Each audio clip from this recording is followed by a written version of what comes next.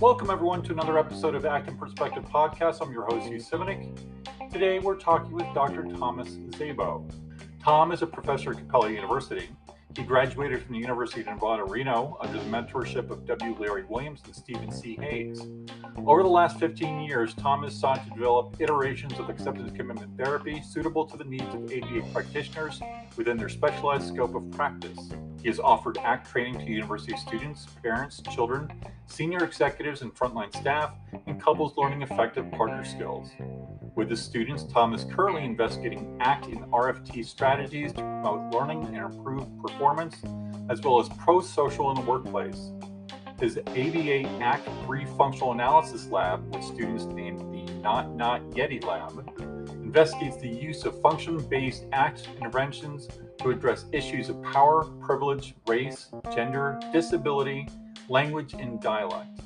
Tom is also the second chair of an international non-governmental organization, Commit and Act, which teaches women, children, and couples in Sierra Leone behavior-based strategies for partnership and empowerment. He has published empirical and conceptual papers, book chapters, and has written a skills manual for behavior analysts, Learning ACT, soon to be in print from New Harbinger Press. Today, Tom gives us a personal journey into his experience with recovery from alcohol. He provides us deep insights into the behavior analysis of recovery and what it means to him. We discuss his personal struggles, the power of the recovery group, prayer, and his naturalistic explanation of a higher power. We discuss connections with ACT training in the recovery program and what the steps to recovery actually mean in behavior analytic language, among other things. We open with his journey when he was in grad school and how that led to his bottom and ultimate recovery. Please help welcome Dr. Tom Szabo.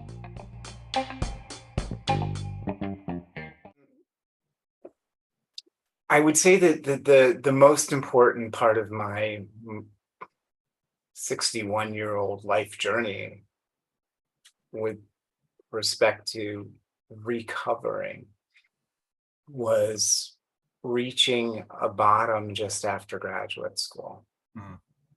During grad school, anybody who's been through a doctoral program kind of knows you take your classes and everything feels pretty manageable during the classwork phase of your career because you're kind of nested inside of the protective barriers of there's a long road of scholarship ahead of you in university. And the classes are structured. You take the exams, you pass the exams, you write the papers, and they get graded. And everyone kind of feels good in all that. It's very manageable. There's objectives, there's goals, and there's reinforcers. And upon completing all of those, then you are left to do your comps and your dissertation. And that's where people kind of fall apart. That's where what's required of you is a tremendous burden of self-management that I did well with. I did well with the self-management. I was staying on track with getting my comprehensive done, my dissertation done, and moving really fast towards graduation. And as I was moving closer and closer to graduation, this other thing that anybody who's been in grad school is probably familiar with started to hit me, but I didn't know that it was going to hit me and I didn't know anything about it. And people call this imposter syndrome. And I don't have any idea what anyone would give as a technical operational definition of that, but my experience was this. I was venturing into a technology that didn't exist in applied behavior analysis and giving it a name, acceptance and commitment training, based on acceptance and commitment therapy that had been developed within the behavior analytic tradition, but for use by psychotherapists, which applied behavior analysts are not. And in carving out what this thing was going to look like in applied behavior analysis, I began to think, well, that makes me not a behavior analyst. And, what's so-and-so going to think? And what's so-and-so going to think? They're going to think I'm a quack. And, uh, and then I began to think, well, what are the psychologists going to think? They're going to think I'm trying to sneak in the back door and trying to do things that their licensure allows them to do, and carefully monitors in their doing, but for which there is no monitoring if applied behavior analysts were to do it. So I began to think that everyone's going to think that I'm way off in some very inappropriate territory. And so I began to think of myself as an imposter. Like, I'm not a psychologist, but I'm doing things that psychologists do. And I'm not a behavior analyst because I'm not doing the things that behavior analysts are doing. And I didn't talk about it. I didn't talk about this with anybody. I just kind of kept this very quiet, very private to myself, this gnawing sense that I was going to be discovered and I would fall on my face. And that it wouldn't take long after graduating. So I dealt with this very poorly. I dealt with this by studying infinitely 20 hours a day, drinking very heavily to go to sleep, eating poorly, not exercising, not sleeping is pretty much, those are all the ingredients for a cake of self-destruction. And very rapidly, I started trying to self-destruct more overtly. I started engaging in attempts to take my own life. And that was going on during my last year in grad school. And then I graduated, and it was going on during the first couple of months after graduating. And then finally, I got sick and tired of being sick and tired. And that's when, what's interesting? Like, I was abusing alcohol. I never had a love affair with alcohol. Alcohol was never my lover, my best friend. I never had this kind of, long, multi-year, decades long. I'm like, if I tell my story, there's just not a whole lot of like laughter in those years because I didn't have those years. I used alcohol in a very utilitarian way to get out. And there was no fun in that. So when I hit that bottom, I didn't have to undo that long learning history of a love affair with alcohol. I was creating a love of life. And it was easy for me to say my goodbyes to alcohol, to say hello to sleep and to exercise, and to eating more effectively. I'm interested in that bottom. When did that bottom hit? Maybe 3-4 months after graduating from my graduate program. Oh, okay. So the stress was gone, and then well, but not really, because the stress came from my verbal behavior about oh yeah. myself being an imposter. So it wasn't school that was the problem. It was what happens after school and how I was talking to myself about what would happen. Were you still not talking to anyone at this point? It wasn't until I hit autumn that I began reaching out to friends, and I was kind of curious because here I was in some very, very prominent research labs, and as I was reaching out to other people and saying that I was going through all this, everyone was like, "Oh my God, I was going through that too. How come we never talked about it?" And this is something I say to all of my grad school students now: talk to each other, be a support system for each other, make this something that is not stigmatized. I'm very grateful to Simone Biles and to other athletes who have begun to talk about their own private verbal behavior struggles during competitions, because now this is something that's talked about in my other world, the climbing community. And in the climbing community, we never talked about this stuff for decades. And now it's something that athletes are talking about. Mhm.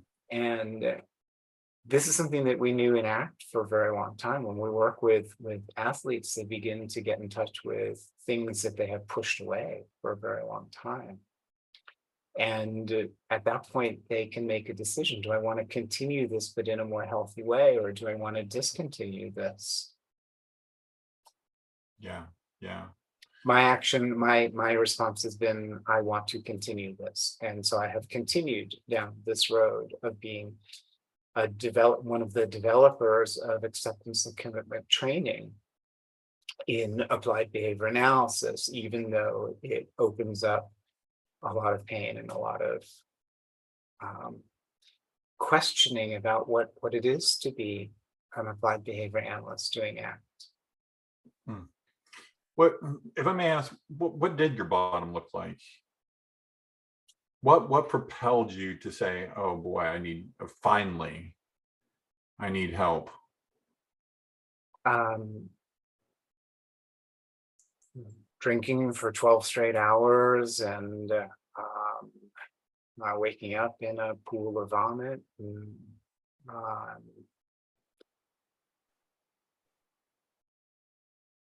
the jitters in the middle of the day, and uh, um, uh, having no connection with something that was very deeply important to me for all my life.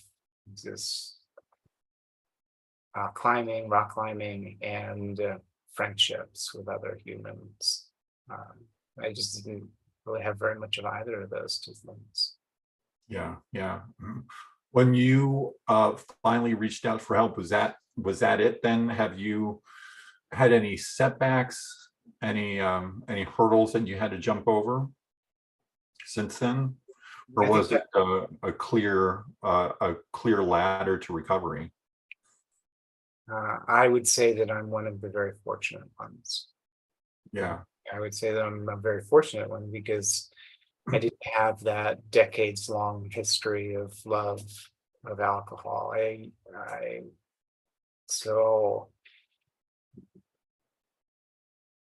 people will say things like there but for the grace of God, and I think in my case it's being this having the scientific orientation that I do. It's easier for me to say there but for the grace of my history of reinforcement, that it was a relatively short history of reinforcement.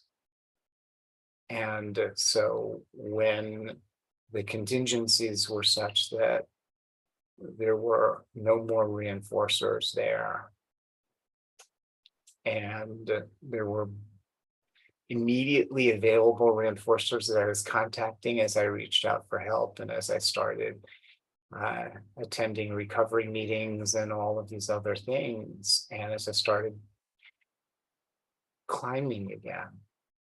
Now, initially, upon graduating, I was 50 pounds overweight. And so climbing was hard, but I was moving over stone again. And that was really reinforcing, and going into the mountains and being in places that I had not been to in several years. Places that provide me with perspective, places that have a very, very long history of reinforcement for me. And people to be with in that when you establish a relationship with another person in any context, be it a context of bowling or tennis uh, or um, uh, eating the best sushi or whatever it is that you establish a connection with other people, and that becomes kind of um, an entry point to the world of the personal. Mm. And rock climbing is a particularly powerful entry point because you are truly holding your partner's life in your hands. So it becomes a tremendous metaphor for everything important in life: trust, responsibility, the dividing line between healthy and unhealthy risk taking, cooperation, communication. So those friendships very rapidly move from being climbing friendships to being deep life friendships. Mm. And as those started to take root again in my life, again, this wasn't new. There was a long history of reinforcement along these lines. So what serves as a reinforcer, what served as a reinforcer for me immediately upon entering into the recovery phase of my life after grad school, served as a reinforcer because of that history.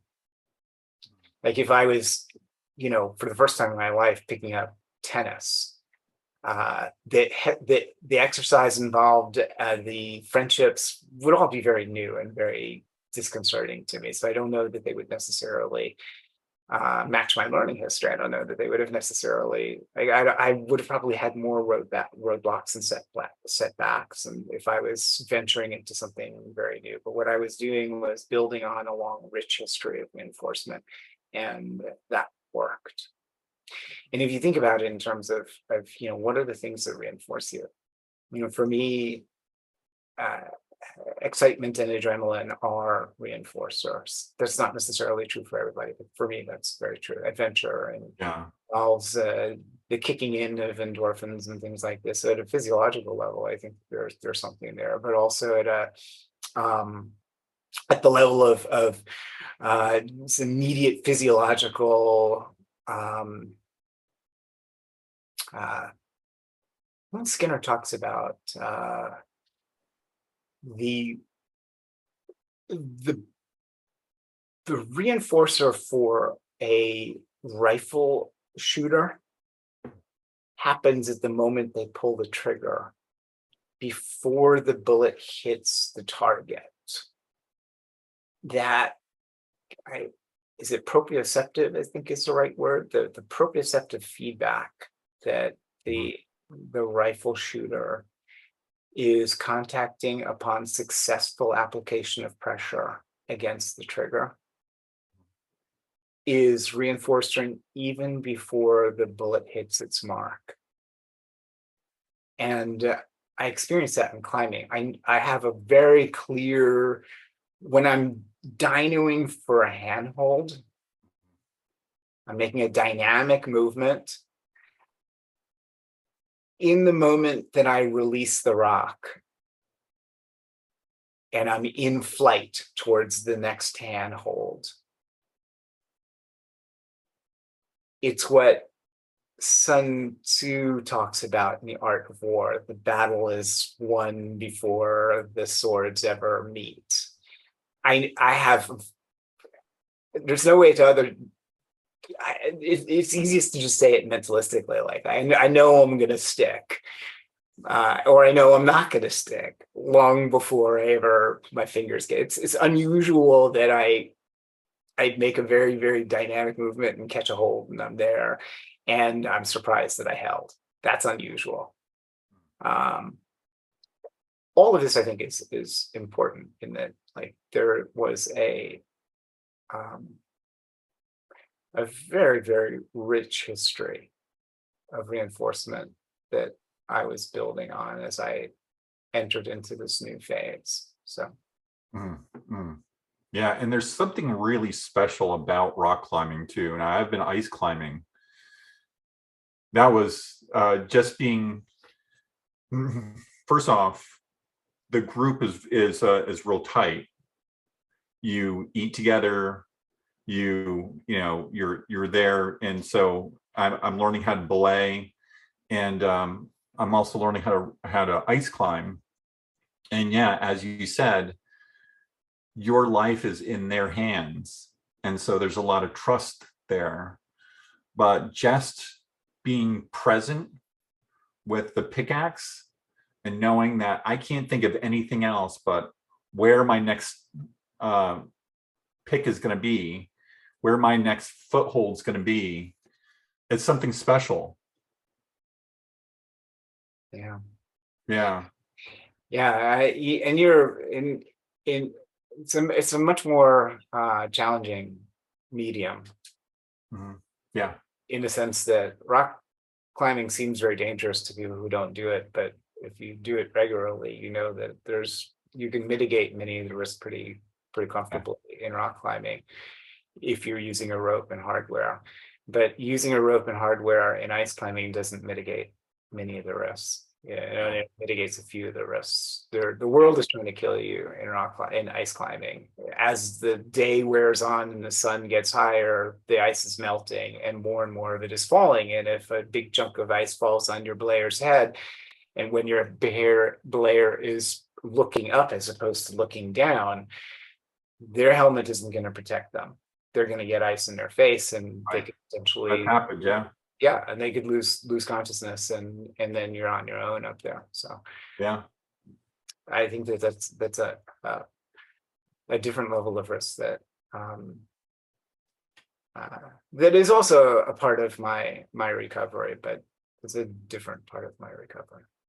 So was that your then, would you say your recovery group or your initial recovery group that got you sober?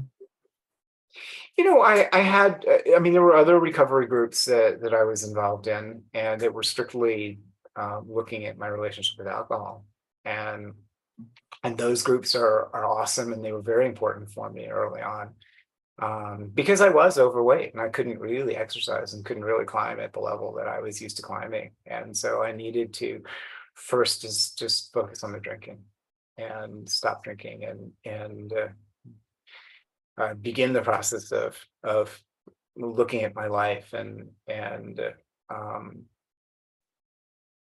uh,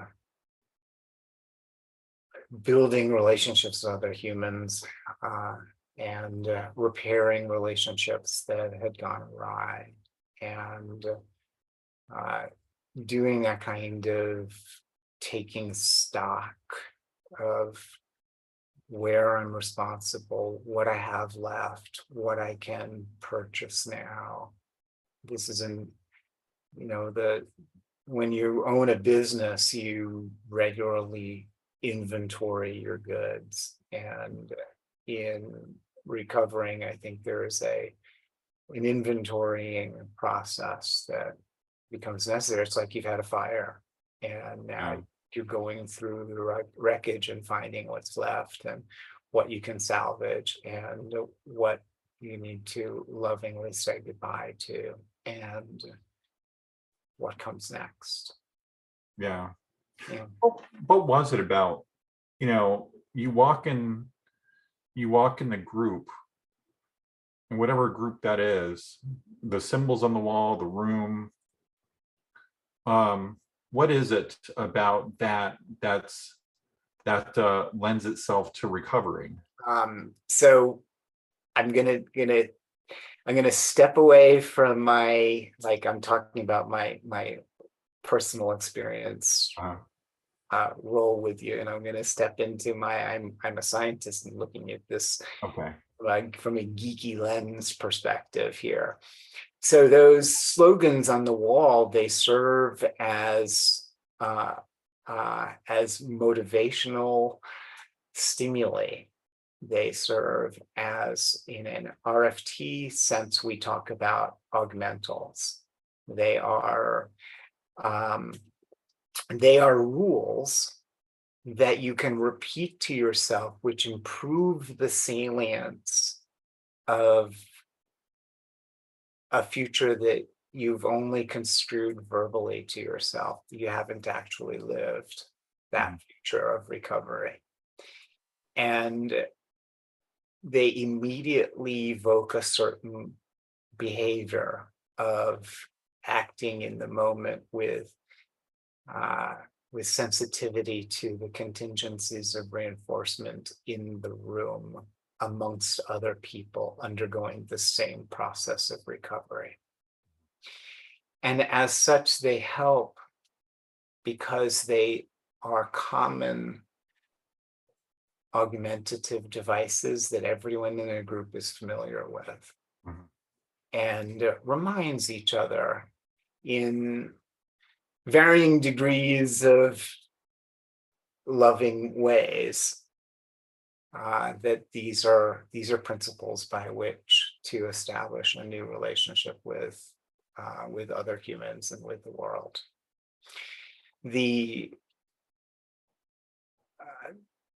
There's a number of traditions inside of many recovery institutions that are, I think, very conducive to surrender and vulnerability. And one of those traditions is that everybody is there for a common purpose.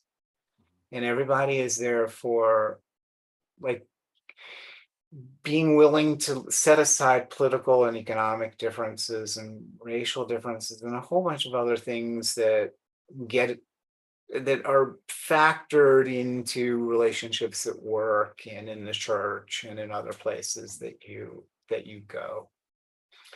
And in those rooms, a regular revisiting that we're here but for one purpose, to help each other stay sober,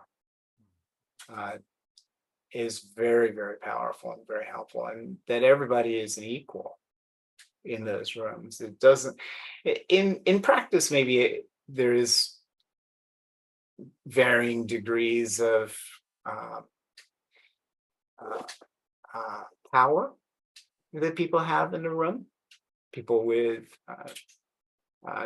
some time under their belt are respected for the time that they have under their belt. But there's a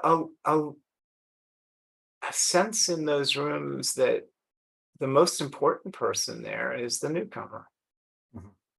Yeah. And the like, as you go, you're initially going to get, but the more you go, your purpose shifts to giving. And it's in giving that you continue to get, not in taking, but in giving.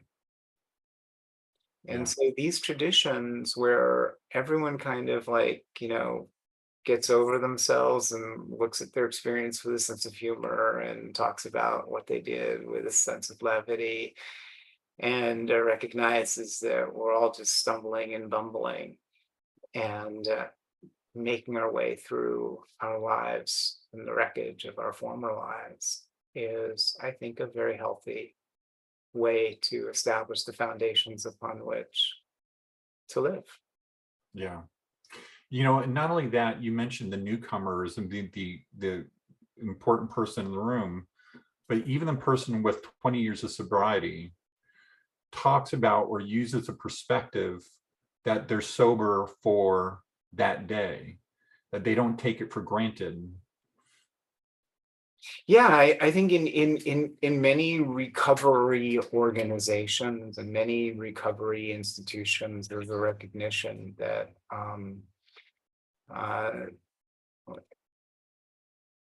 it's folly to say this is forever, that I'm, like, I'm fixed, I'm done, and there's a recognition that at any given moment,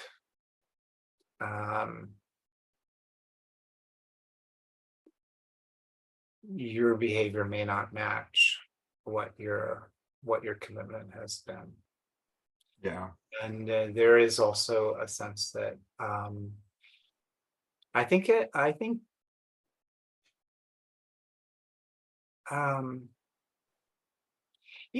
beginning recovery, it's hard to imagine a future without a substance that has been a major part of your life for a very long time. And and if there's a physiological reaction that is very aversive upon ceasing to use and things like this, it's hard. Yeah. It's the first couple of years are just filled with the immediate certainty of reinforcement for drinking or drugging or whatever other thing, right? And the uncertainty of reinforcement for taking an alternative path of abstinence or whatever other kind of recovery you're aiming at. Mm. And it is, I think, highly probable that people are going to, if organismically across species, there is a tendency to discount the value of something that you have to wait longer for. And the access to is uncertain. And to count the value of something that is immediately available and obviously available much more highly. Yeah. So in the behavior analytic literature and outside of the behavior analytic literature, this is referred to as probability discounting or delay discounting. And so how do you reverse that? One of the strategies is to say, hey, this is just for today. It's a clever verbal strategy for helping somebody say, you know, I woke up and I hadn't had a drink since I woke up. I'm going to not have a drink until I go to sleep today.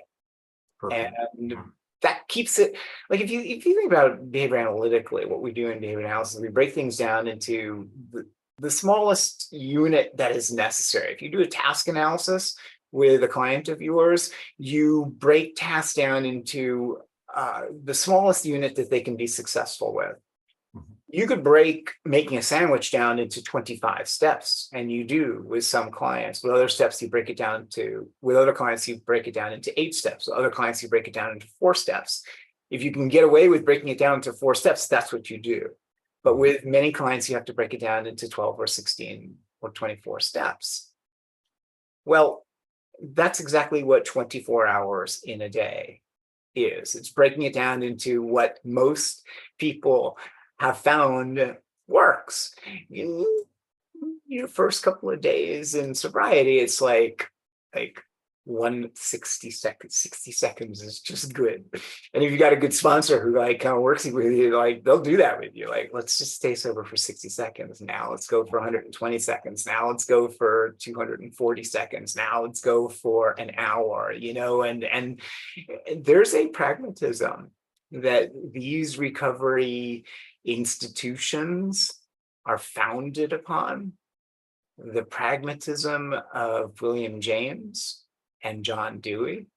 William James, the founder of American functionalist psychology, was very, very influential to the developers of some of the recovery movements that are very, very influential in our world.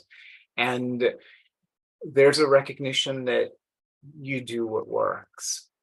The founders of the 12 steps were involved in the Oxford groups and the Washingtonian groups of the day of the early 1930s. And I think, I'm putting on my historian lens here, and I'm going to talk about Bill Wilson, who was the founder of Alcoholics Anonymous. And he was he was a pretty successful person in some ways and a pretty unsuccessful person in other ways. And he did this interesting thing. He was interested in helping keep himself sober by helping other drunks. And what he found in the hospitals were people who had been to the Oxford groups and the Washingtonian groups and couldn't make it in those groups. They were very religious and they had 5 steps. And so Bill Wilson started like, let's just do this without them and do this ourselves. And as he started working with them, they were like, it's just too big a jump from admitting I have a problem and coming to believe that there could be something bigger than me in the world, and then doing a searching and fearless inventory of my moral self, you know. And so Bill Wilson was a pragmatist. Like, well, the 5 steps is, if there's too big a jump between steps, let's chisel in some additional steps. It turned into 12 steps. How behavior analytic was that? Very, very behavior analytic. Even if some of those steps involve behaviors that are less visible, less observable and measurable, there are still things that one does. And in doing them, one can tick it off, as I did this part today. I did it. I prayed to a God I don't believe in. How'd you do that? Excuse me? How'd you do that? But what's your method? What You mean my own personal method with that? Yeah. The words prayer, I think I don't have a good operational definition for it. And nobody that I am aware of has given me in the rooms that I was participating in. No one ever gave me an operational definition of it, and I think that's for very good reason. I think that in the world of recovery, there is many different institutions. The sense that one creates a sense of what that means for themselves, and so for me, sitting still and looking into the eyes of other people put me in contact with a world beyond my own need to escape, and exposed me to reinforcers that were much bigger. So for me, prayer and meditation involved being silent and listening and looking into the eyes of other people. And if those people were not present, looking into their eyes through my own seeing in the absence of things seen. That's Skinner's way of referring to imagining. When you see in the absence of things seen, there's actually 2 different ways of doing it. One involves sort of respondent, like when you think you see somebody and your heart races and you start sweating, and then it turns out it wasn't them. It's due to a respondent history. And Skinner talks about seeing something that would be really repetitive, like a 4-leaf clover, and so you're looking for that lucky thing, and that's due to a history of periodically, once in a while, getting lucky. And so for me, I think that's very important. Like, the prayer and meditation involves seeing in the absence of things seen. It involves that history of reinforcement for engaging in a practice that doesn't have an immediate reinforcer. Is that your concept of God? Is that loose concept of God is other people or the group itself? In a way, yeah. Although I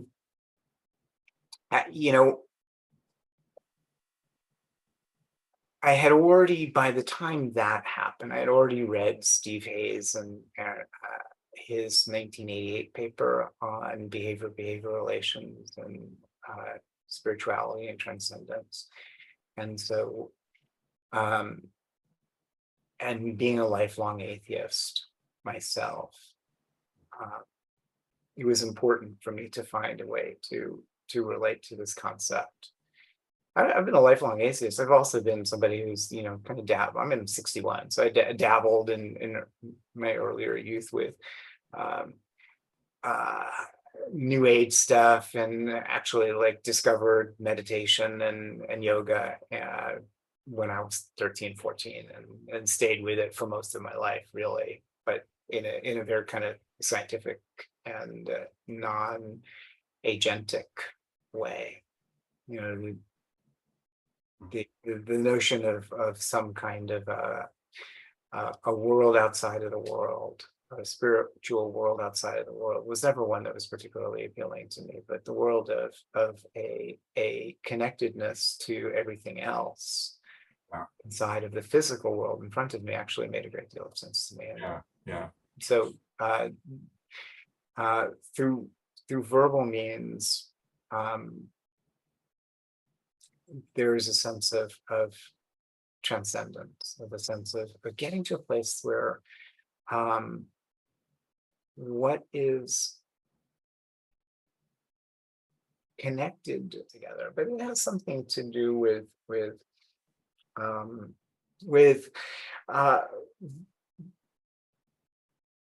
extending through verbal relations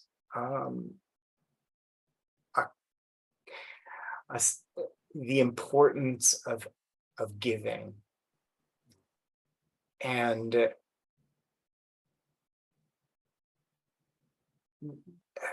that's where I find God.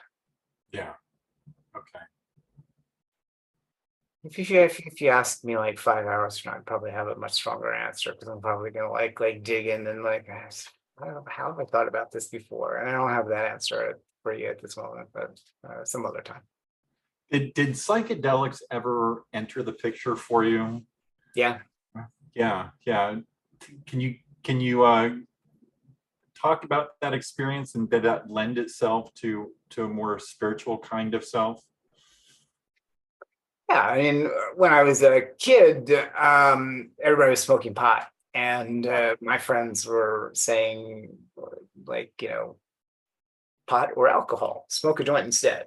And so none of us drank; we all like smoked pot. And later on, somebody showed up at a concert with LSD, and tried LSD, and had all of the experiences that people have with LSD. And I wasn't a big fan of LSD. Every now and then some very clean acid came around, but then somebody introduced me to mushrooms, and mushrooms, I had a very, very intense spiritual connection with the people that I was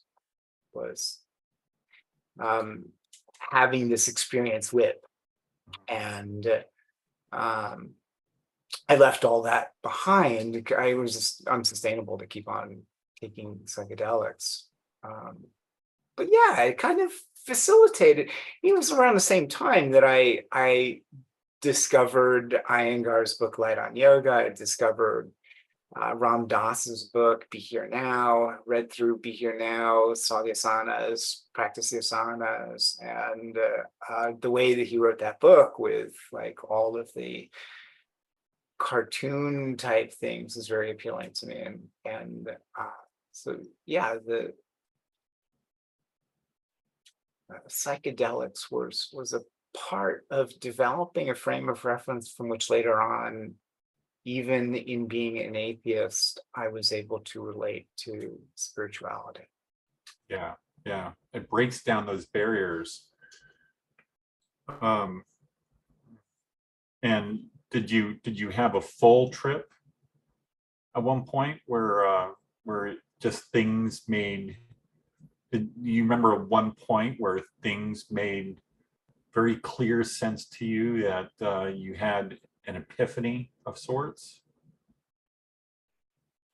I don't know that I ever did. I had one experience where we were playing music in a bathroom in the middle of the night in a cabin in the middle of the woods with 4 feet of fresh snow on the ground, and there was an extraordinary sense of connectedness to everybody in the bathroom together, and no one could possibly play a note that was wrong. Everybody, I mean, it was truly jazz in the sense that if you played a note that was off, everyone else just figured out a way to turn that note that was off into something that was truly on. And it Uh, was uh, a rich and alive experimentation that was in the moment and visceral. That for me was a sense of what's possible when there's a deep sense of connectedness. yeah, Bob Weir talked a lot about that too. Mhm. The Grateful Dead is to say he remembers playing that no one could hit a wrong note. That it was just everybody was connected.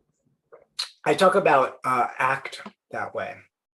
And I frequently tell the story of Herbie Hancock, who was playing for the very first time in a live venue with Miles Davis, and when he was very young, and I had an opportunity to do a solo and then bring it back. And upon bringing it back, there was a certain note at which he was supposed to, a certain like a beat at which he was supposed to hit a note, and he hit the wrong note. And he knew it as soon as he hit it, and everybody kind of looked at him, and they played around it, and he was beating himself up royally for the rest of the set. And after the set, Miles Davis walked over to him and said, in jazz, there are no wrong notes. It's what you do after it that matters. Mhm.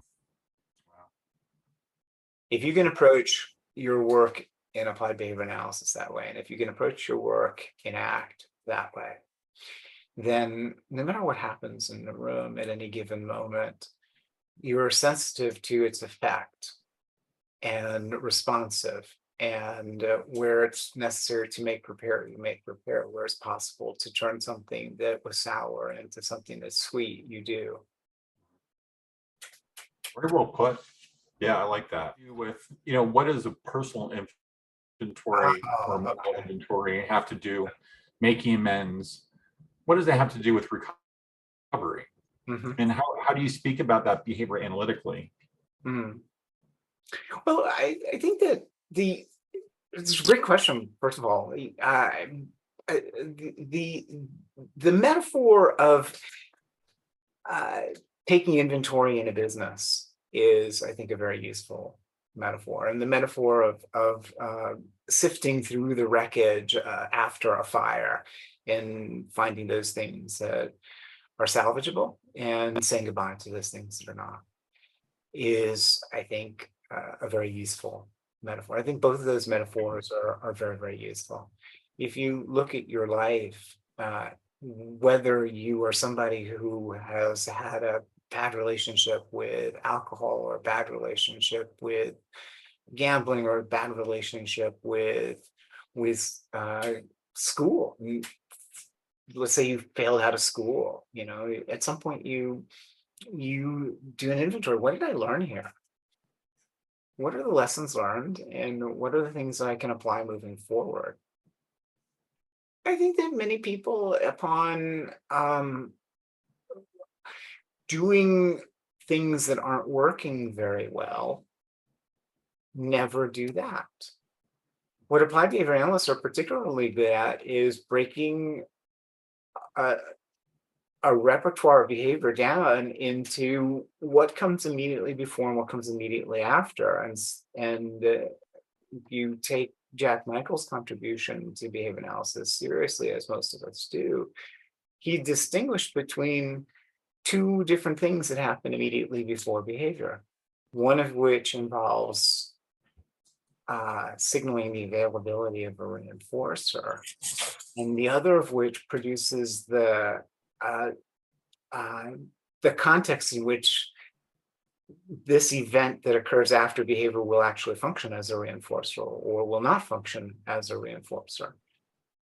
So anybody who's engaging in a fearless and searching moral inventory, those are the words that 12-step programs use, is in fact, in many ways, doing exactly that, examining what are the motivating operations, what are the discriminative stimuli, and what are the reinforcers for me in doing this, that, and the other.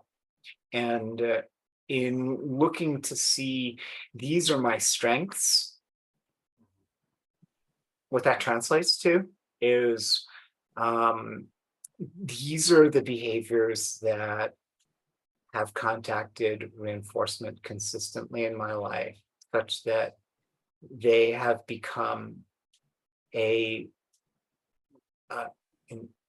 easily available response that contacts the kind of reinforcer that other people are likely to continue giving. When I do this, other people give me the nod of approval. When I do this, people hand over the goods. And if I keep doing this, they hand me the keys to the Porsche. And when you ask yourself, what are my deficits? What are my weaknesses? What are my flaws?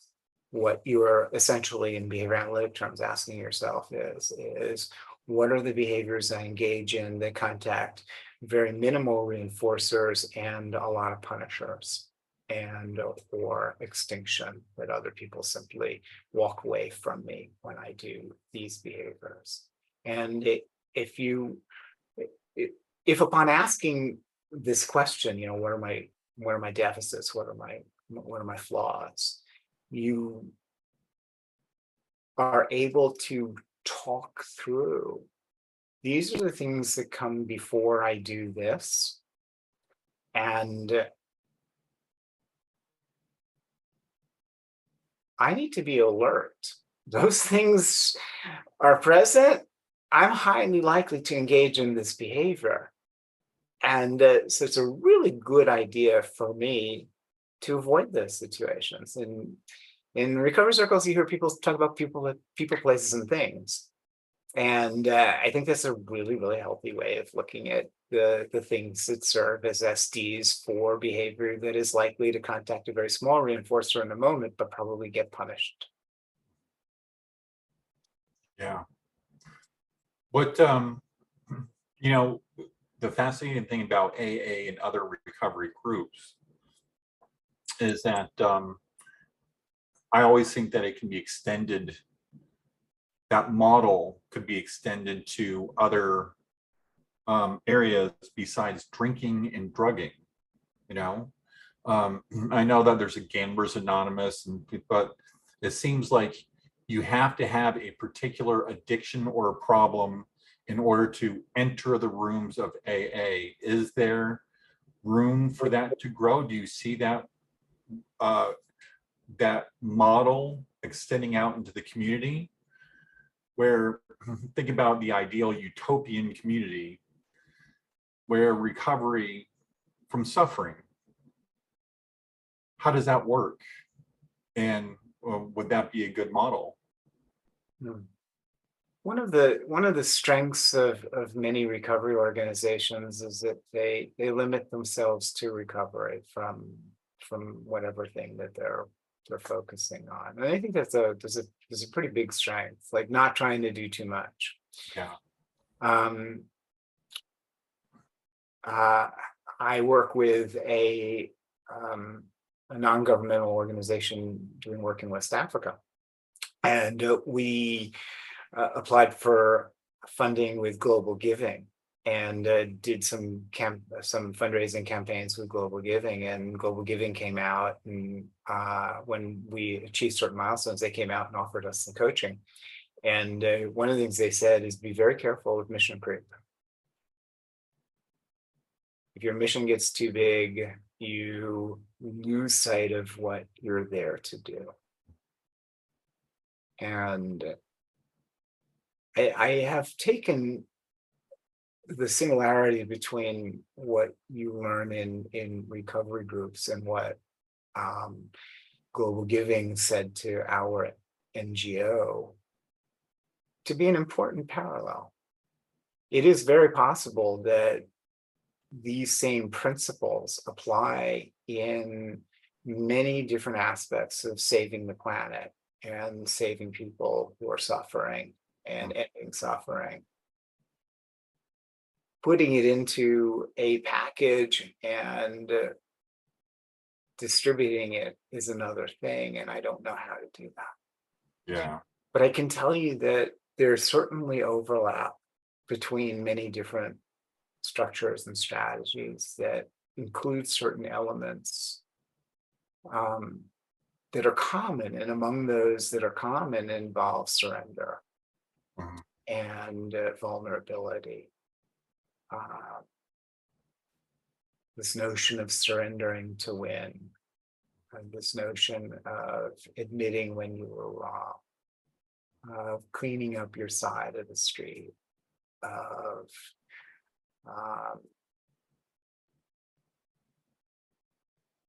if you're cleaning up your side of the street, you don't have to make other people wrong. Let other people take care of themselves and inventory themselves and all that. And I think if you take these principles, you take these germinal ideas into all of your affairs, there's a likelihood that they will benefit you in those affairs, and that these principles will benefit those others who you come into contact in those other affairs. But there's no guarantee. The world can be a very hostile place, and it can be a very, very trying place. And so there are situations in which those same principles, it will take more verbal extension by which you are able to find peace with those same principles. Yeah. You can't. It just takes more work. B.F. Skinner wrote about Jesus's recommendation. When Jesus said, turn your cheek, somebody slaps you, turn your cheek. That was a pretty hard pill to swallow for the Jewish people. Mhm.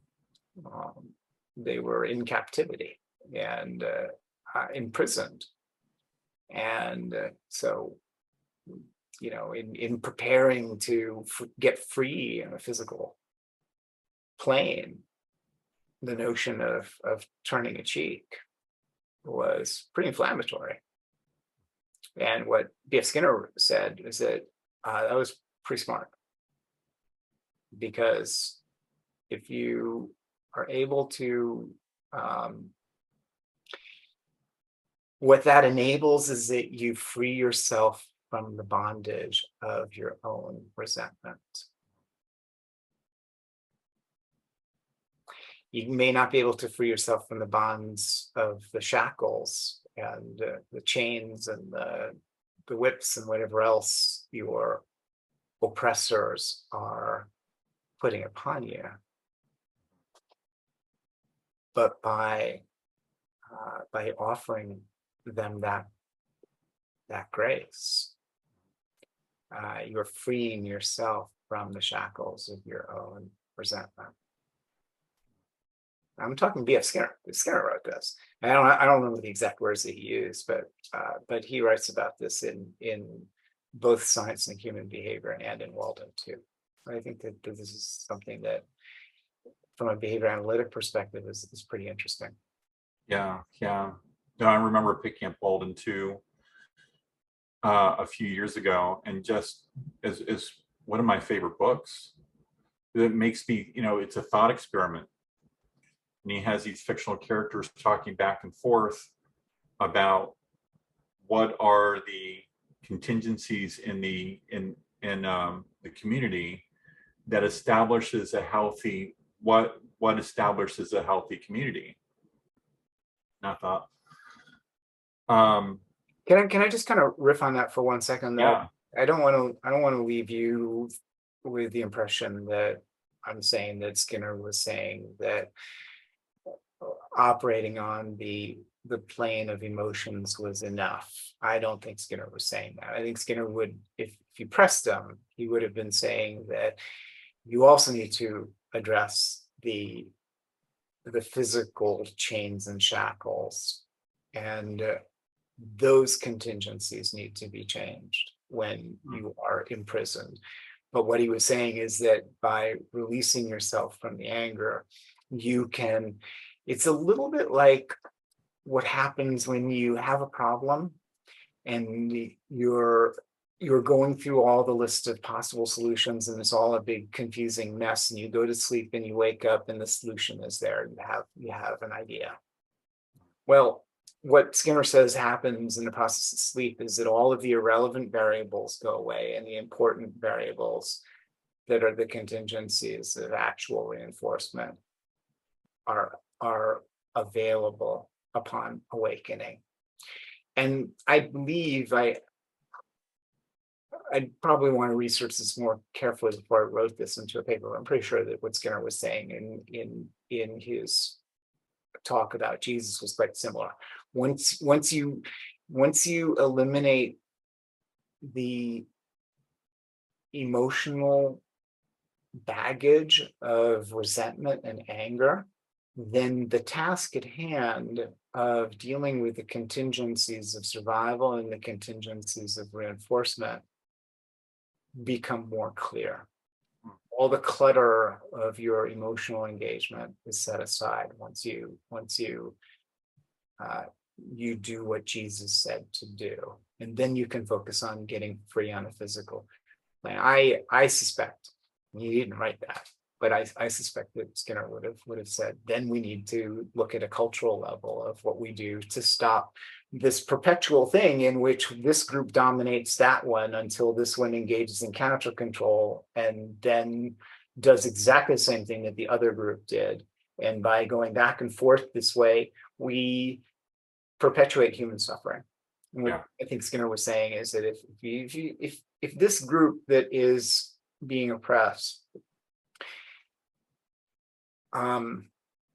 engages in this practice of letting go of the resentment, they may be able to engage in counter control that ends up here. And I think that as Skinner was envisioning a world that was more conducive to everyone flourishing, that's what he was aiming towards. Perfect. Yeah, that makes sense. Tom, what's next for you? What is it? Not just where are you when you're recovering, but what's the next projects coming up? Okay. Well, I think my research is focused on two things. One is on developing ways for behavior analysts to make use of functional analysis procedures in their application of acceptance and commitment training. Acceptance and commitment training took root. It's growing. That's amazing. I love it. And it could just as easily lose access to sun and water and die. And I don't want it to die. And one of the things I think that is going to likely keep it growing is that we water it with a familiar level of alkaline, and we make sure that the soil has the right amount of alkaline and acid in it, and that we water it regularly. And what does that mean? It means that we give behavior analysts tools that are familiar to them. Functional analytic tools in behavior analysis look very different than they do in psychology. Everybody's involved in functional analysis, whether they call it that or not, but the tools that are familiar to psychologists are somewhat different than the tools that are familiar to behavior analysts. And if this is going to remain within the toolkit of behavior analysts, that is, if this is going to be a plant that is a perennial that sticks around, then we're going to need to develop functional analysis technologies that are familiar. So my lab is actively involved in having developed those functional analytic technologies, or some of them, and continuing to develop them and publish research with those tools that other behavior analysts can use as they apply ACT in their ABA practice. The other line of research that I'm very much interested in is extending upon the work that Elinor Ostrom had done. Elinor Ostrom was a resource biologist who saw something very interesting in her work. And it fascinated her because it seemed to say something very different than the conventional wisdom of the day. And this is going back to the late 1960s and early 1970s when Garrett Hardin, an ecologist, had written a thought experiment, The Tragedy of the Commons, in which he speculated that given a common pool resource like water or land, and no one really owns it, 10 people that are making use of it are likely to do so in a selfish manner that depletes the resource to the point that nobody can use it. And even if they were to make some kind of agreement, they would bust the agreement and overuse their share, and that would result in the tragedy of the commons. The thought experiment that Garrett Hardin undertook led to an understanding that we need a heavy government, a heavy-handed government, or we need a laissez-faire, zero-sum game, dog-eat-dog form of capitalist, where one wins, everyone else loses, and that's cool because the one that wins gets to be kind and generous and give back to those that they won. And that one of those two was going to win. And Garrett Hardin's position was we need a strong government. Don't count on the industrialists and the capitalists to give back because they may not. They may not. Instead, have a strong government. And Garrett Hardin, in fact, used the word coercive. He said you need a coercive government that is going to make everybody play by the rules. Well, that's interesting. What Elinor Ostrom saw in her work in Los Angeles, managing the shared waterway, was that there were a whole bunch of actors that were several different businesses that were actually sharing this resource pretty effectively with each other without anybody telling them to do it. And she thought that was really curious. And so she went back to grad school and wrote a Fulbright scholarship, got the money and traveled around the world looking at small shared pooled resource communities and found that there were 8 principles. And if groups were using some semblance of these 8 principles, they weren't just surviving, they were thriving. Mm-hmm. And so she wrote this book, Governing in the Commons, for which she won the Nobel Prize in economics in 2009. She was the first woman to have been given that the Nobel Prize in economics. When David Sloan Wilson, an evolutionary biologist who was working with Steve Hayes at connecting some of the dots between Darwin and behaviorism and cultural design, caught wind of Elinor Ostrom's work, David said, "Oh my God, what she found is exactly what we've been saying, exactly what Skinner had been saying, exactly what he'd been saying." And so he wrote to her and said, "Would you be interested in working with Steve Hayes and me and some other people at scaling this thing up?" And she said, yes. And together they began to develop this framework that involved psychological flexibility work and group design. Mm-hmm. They call it prosocial. And very early on, I was in Steve's lab at the time that all this was happening. And so I started practicing this prosocial technology that was emerging in many of the organizations that I was doing OBM consulting with. And what has kind of happened over the years, we realized nobody's really researched this. Everybody kind of sees it as being a good idea. Even just recently, Hank Pennypacker and Francisco Ruiz published a book on organizational change and talked about this. Everybody's talking about it. Darnell Latal and I did a prosocial workshop together. Darnell Latal is one of the earliest OBM consultants in the world, very close with Skinner, very close with the whole development of OBM over the years. So everybody's interested in it, but we don't have any data on it. And as it turns out, collecting data on it is very difficult, but that's what some of my students and I have been working on is collecting data on the application of post-social towards helping groups develop a culture and practices that are sustainable and that work long time, primarily focusing on reinforcement and common purpose and making use of as little coercion as possible. Perfect. Thank you so much for joining me, Tom. It's been a pleasure. It's really been enlightening. For having me. Oh my God, I truly thank you. Yes, yeah.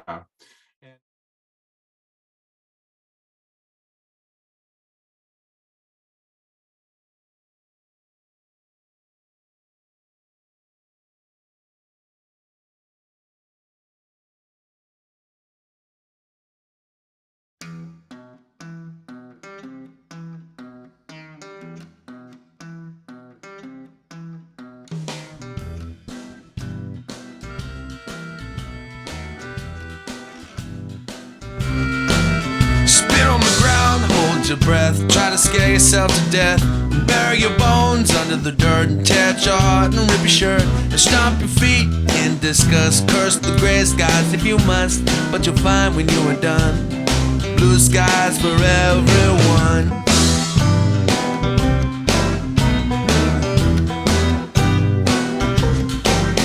Ticket rewind, break your heart and give up the race before you start. Drop your drawers and roll around, burn your house right to the ground. Go to sleep, hit your head, screaming till your face is red, but you'll find when you are done, blue skies for everyone. Blue skies, setting sun, cherry pie